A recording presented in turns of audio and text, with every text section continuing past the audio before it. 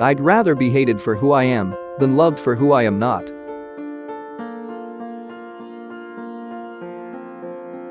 Wanting to be someone else is a waste of the person you are.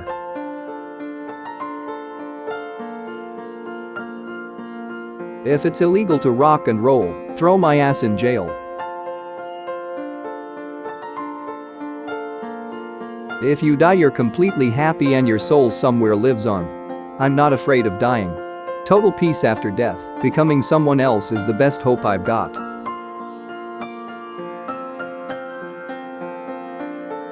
I'm so happy because today I found my friends. They're in my head. If you ever need anything, please don't hesitate to ask someone else first. Punk is musical freedom. It's saying, doing and playing what you want. In Webster's terms, Nirvana means freedom from pain, suffering in the external world, and that's pretty close to my definition of punk rock.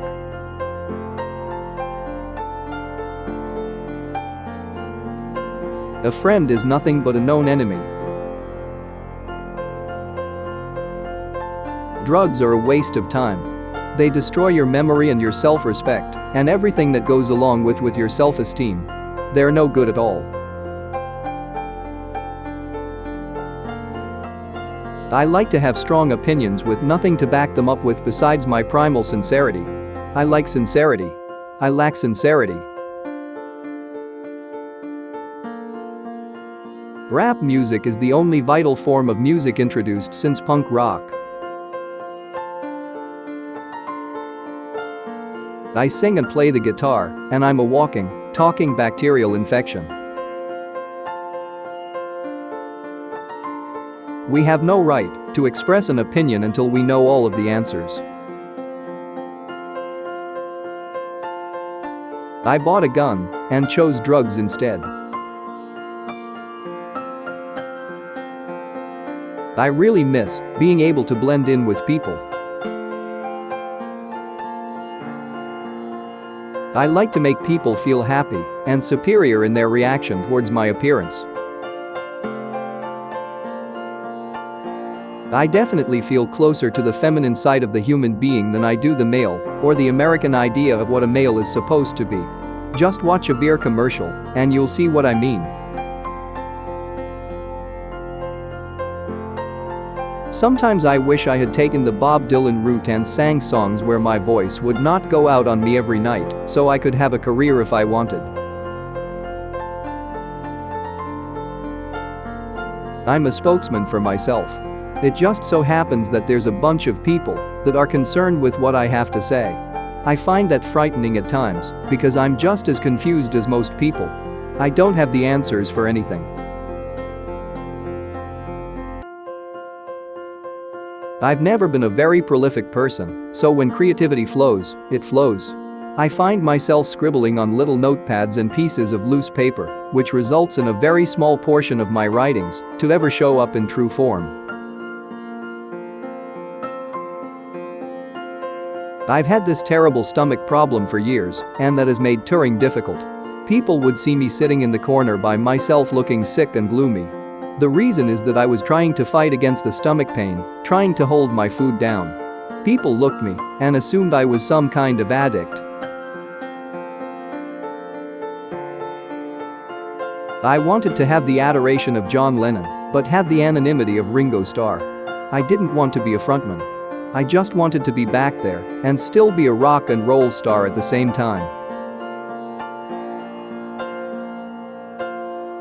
I never wanted to sing. I just wanted to play a rhythm guitar, hide in the back and just play.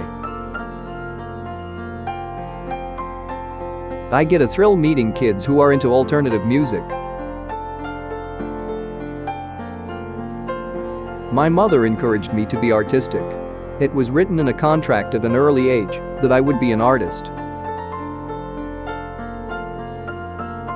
I don't blame the average 17-year-old punk rock kid for calling me a sellout. I understand that. And maybe when they grow up a little bit, they'll realize there's more things to life than living out your rock and roll identity so righteously. I have to admit I've found myself doing the same things that a lot of other rock stars do or are forced to do. Which is not being able to respond to mail, not being able to keep up on current music, and I'm pretty much locked away a lot. The outside world is pretty foreign to me. Out of all the guitars in the whole world, the Fender Mustang is my favorite. They're cheap and totally inefficient, and they sound like crap, and are very small. I never listened to Nevermind. I haven't listened to it since we put it out. That says something. I own a '66 Jaguar. That's the guitar I polish, and baby, I refuse to let anyone touch it when I jump into the crowd. I was looking for something a lot heavier, yet melodic at the same time. Something different from heavy metal, a different attitude. I've never considered musical equipment very sacred.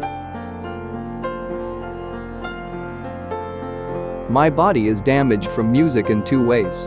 I have a red irritation in my stomach. It's psychosomatic, caused by all the anger and the screaming. I have scoliosis, where the curvature of your spine is bent, and the weight of my guitar has made it worse.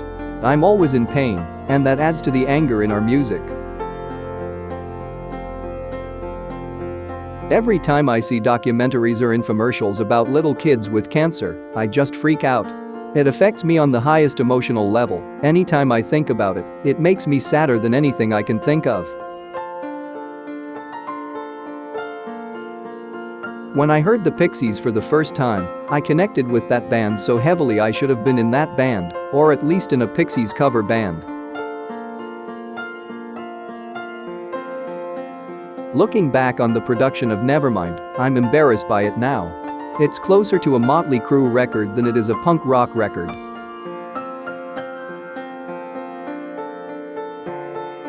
I wanted to be in a punk band before I had even heard any punk music.